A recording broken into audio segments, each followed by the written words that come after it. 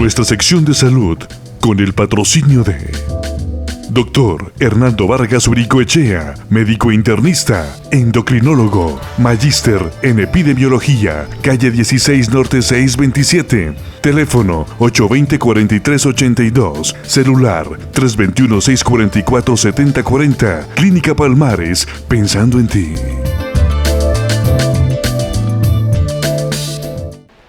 Bueno, muy buenas tardes a todos nuestros televidentes. Continuando con nuestra sesión de salud y las enfermedades o patologías que afectan a la glándula prostática, hoy hablaremos algunos tópicos de relativa importancia en la hiperplasia y el cáncer de próstata. Bienvenidos. En la sección anterior habíamos comentado que la glándula prostática, su situación anatómica o su disposición anatómica se encuentra por detrás del pubis, por delante del recto y por debajo de la vejiga y rodea realmente a la uretra. Hiperplasia prostática se define como aquel crecimiento que se va presentando usualmente con el transcurrir de la edad y en donde alcanza un peso en gramaje por encima de 20 gramos. Repito que la glándula prostática tiene la característica como una nuez y generalmente no debe pesar más de 20-25 gramos en persona joven sana.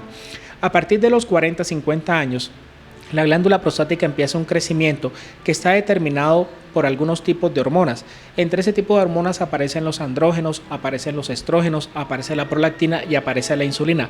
Existen otros factores de crecimiento, pero quizás los cardinales, los más importantes son esos 4 que acabo de mencionar. Entonces, la hiperplasia prostática, por definición, es el aumento en el tamaño de la próstata y que tiene un carácter benigno. Por eso actualmente se considera que la forma más fácil de definirlo es como hiperplasia prostática benigna. Entonces, por definición, tiene un carácter benigno que no es originado por una causa infecciosa y que generalmente no se asocia a la presencia de cáncer, por definición. Los factores han ido cambiando y se han ido sumando a lo largo del tiempo, lo que puede originar hiperplasia y lo que puede originar cáncer de próstata. Generalmente los mismos factores que se asocian con hiperplasia prostática son prácticamente los mismos factores que se asocian con cáncer de próstata. Dentro de esos factores aparece inicialmente la edad. Es un factor no modificable, nosotros no podemos modificar la edad, realmente ninguno de nosotros podemos modificar la edad. Es un proceso que es indefectible en el tiempo de manera definitiva. Entonces, la edad aparece como uno de los factores de riesgo principal para hiperplasia prostática y para cáncer de próstata. Tanto así que prácticamente la mitad de los pacientes de más de 50 años ya tiene algún grado de hiperplasia prostática y se considera que dentro de aquellas personas, aquellos pacientes, aquellos varones que tienen cáncer de próstata, más del 80% tienen más de 65 años. Por eso actualmente se considera la edad como uno de los factores predisponentes tanto para la hiperplasia como para el cáncer de próstata. Existen otros factores asociados, como la raza. Generalmente la población afrodescendiente o afroamericanos tienen mayor tendencia a la presencia de la hiperplasia y la presencia de cáncer de próstata por factores que todavía no son muy bien entendidos. Y existen otros factores como la genética. Definitivamente, si nuestro padre ha tenido antecedentes de hiperplasia prostática o de cáncer de próstata, o tenemos un hermano mayor con hiperplasia prostática o cáncer de próstata, nosotros tendríamos por lo menos desde el punto de vista teórico, mayor probabilidad o mayor posibilidad de presentar hiperplasia o cáncer de próstata. Y los otros factores son generalmente ya desde el punto de vista medioambiental. El consumo de tabaco, se ha asociado el consumo de café, el consumo de alcohol, la obesidad y el componente de alto contenido de grasas saturadas en la dieta. Actualmente se maneja como uno de los principales factores medioambientales para la presencia de hiperplasia prostática y cáncer de próstata.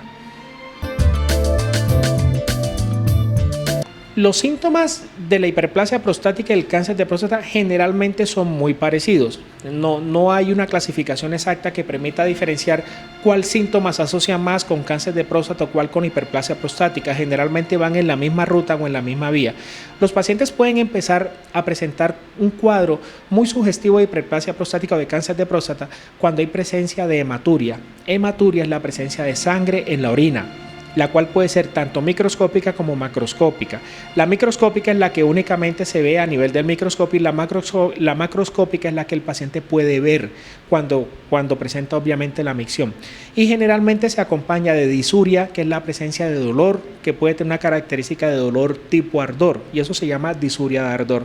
Pero el paciente puede también presentar y puede manifestar de una forma muy característica una disminución en el calibre del chorro de la orina y en la fuerza del chorro de la orina. Entonces, generalmente los pacientes se quejan de que el chorro de la orina es mucho más pequeñito y es mucho más delgado que lo que usualmente venía presentando en sus años anteriores o cuando era una persona mucho más joven. Y el paciente puede presentar también la presencia de pus ocasionalmente en la orina, puede haber presencia de leucocitos por la misma inflamación que la glándula prostática puede tener. Ocasionalmente los pacientes también presentan dolor retropúbico detrás del hueso púbico o a nivel perineal. Eso se puede presentar en uno que otro paciente. La urgencia urinaria o la nocturia o nicturia, en donde el paciente necesita en la noche levantarse varias veces para ir al baño y poder orinar, es uno de los síntomas cardinales también de la hiperplasia prostática benigna y también puede presentarse o también puede asociarse en aquellos pacientes que tienen cáncer de próstata. Pero repito, no hay unos síntomas o signos que diferencien una enfermedad de la otra. Ocasionalmente se puede encontrar que en el momento de la eyaculación el varón puede notar la presencia de sangre en dicha eyaculación, en dicho semen. Esa presencia de sangre en el proceso de eyaculación también pudiera hacer sospechar en algunos casos la presencia de sangre, pero también se puede presentar indistintamente tanto en la hiperplasia como en el cáncer de próstata. El diagnóstico de la hiperplasia prostática y del cáncer de próstata realmente no es tan difícil realizarlo. Obviamente esto tiene que tener en cuenta la presencia de la edad del paciente, la presencia de la historia clínica, los antecedentes familiares, los antecedentes medioambientales. Definitivamente para hacer el diagnóstico, la prueba que se considera como la prueba gold estándar o la prueba de oro es definitivamente el tacto rectal. Tacto rectal lo puede hacer un médico entrenado en la realización del mismo. Básicamente lo que va a evaluar es la presencia del crecimiento, si es un crecimiento difuso, si es un crecimiento pseudonodular, si es un crecimiento nodular o si es un crecimiento totalmente irregular de la glándula. La presencia del tacto rectal junto con un antígeno prostático específico puede descartar la presencia de cáncer de próstata. La presencia de un tacto rectal donde se encuentra una glándula de tamaño normal en presencia de un antígeno prostático específico de próstata o específico prostático específico, como quieran decirlo, negativo, definitivamente descarta en un alto porcentaje la presencia de cáncer. Pero la presencia de un tacto rectal sospechoso con presencia de nodulaciones, pseudonodulaciones, una glándula pétrea o dura al momento del tacto rectal en presencia de un antígeno prostático específico muy elevado, generalmente confirma el diagnóstico todavía sin biopsia del cáncer de próstata. Cuando esa característica del tacto y del antígeno prostático son sospechosas de cáncer de próstata es cuando debe realizarse la biopsia de próstata. Hay varias formas de realizar la biopsia de próstata, ya su urólogo de confianza, su médico de confianza tendrá que determinar cuál es la mejor forma de realizar la biopsia. Pero en términos generales, la gran mayoría de los pacientes con hipertrofia prostática benigna nunca evolucionan a procesos de neoplasia o a procesos de cáncer de próstata, pero puede ser la cuota inicial para la presencia de un cáncer de próstata a futuro.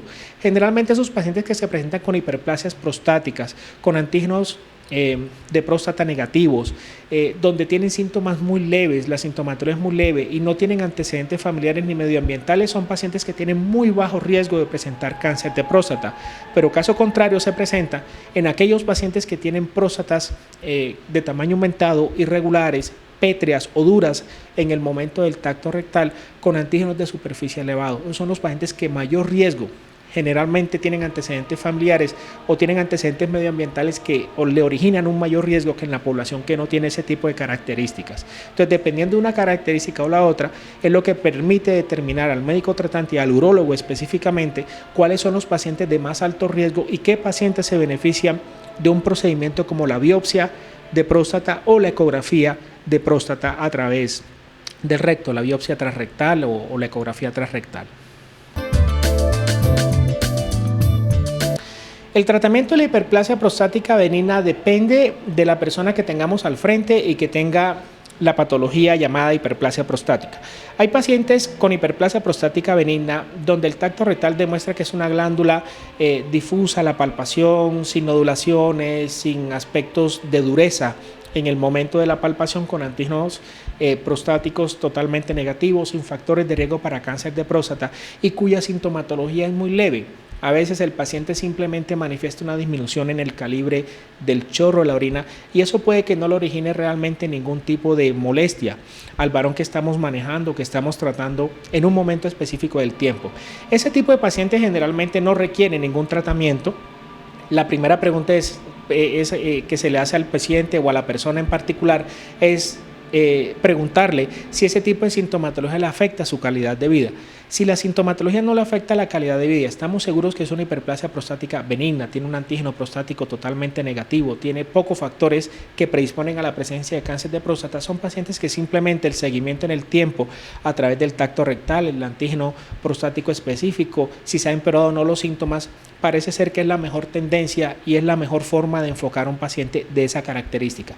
Pero si es un paciente cuya característica de sintomatología definitivamente le compromete la vida, se levanta por ejemplo muchas veces en la noche a orinar, demuestra que hay un goteo postmiccional, que es que el paciente realiza la orina, realiza la micción y después de realizar la micción queda goteando y eso es molesto para el paciente o necesita hacer fuerza para poder producir la micción o para poder orinar, y si eso le está comprometiendo la vida o está presentando infecciones urinarias a repetición, definitivamente ya el médico tratante, el urólogo, debe decidir la necesidad de tratamiento que se puede clasificar tanto un tratamiento farmacológico como un tratamiento farmacológico quirúrgico o simplemente quirúrgico.